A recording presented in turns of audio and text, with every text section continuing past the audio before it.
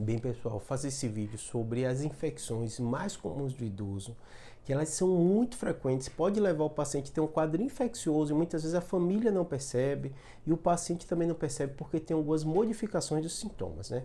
Então, as três mais relevantes, né, são a pneumonia. A pneumonia é uma das principais causas de infecção que leva à morte no idoso. Muitos deles chegam no pronto-socorro já em sepse, né, que é uma infecção generalizada, muito relacionada, que um dos sintomas mais comuns que a gente fala da pneumonia é febre, nem sempre ela está presente no idoso, então você tem que ficar muito atento a isso. Às vezes ele chega com tosse, falta de ar, lembrando que o idoso normalmente ele pode ter algumas comorbidades, né, DPOC, problemas pulmonares, né, ou até problemas respiratórios, outros, né, relacionados a asma ou relacionados ao problema cardíaco, e às vezes isso confunde, né, porque ele já tem aquela tosse e de repente você não percebe tão forte o sintoma, como febre e outros, que aí pensaria mais em infecção, porque o sistema imunológico dele muitas vezes não responde tão bem como o jovem, às vezes a febre não é presente, né?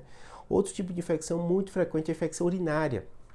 Muitas vezes o idoso já convive com problemas urinários, né? Às vezes incontinência, às vezes relação com problema de próstata no homem, na mulher, às vezes a parte vesical um pouco baixa, né? A famosa bexiga baixa, que a mulher solta um pouquinho a urina, né?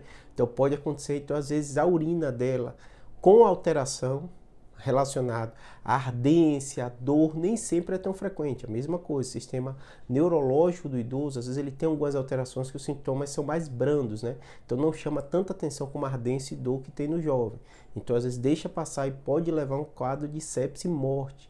É muito comum chegar o paciente idoso, né? Tanto na pneumonia como na infecção urinária, que eu esqueci de falar na pneumonia, né? Muitas vezes ele chega confuso, rebaixamento de nível de consciência, porque a infecção já está aumentada, né, e não foi percebido sintomas inicial, né?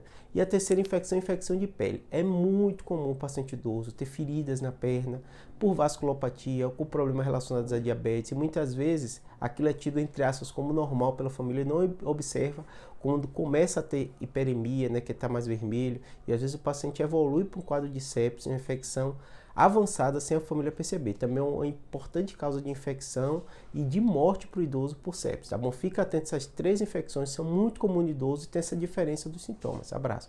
Eu tenho um vídeo falando de cada uma delas em separado.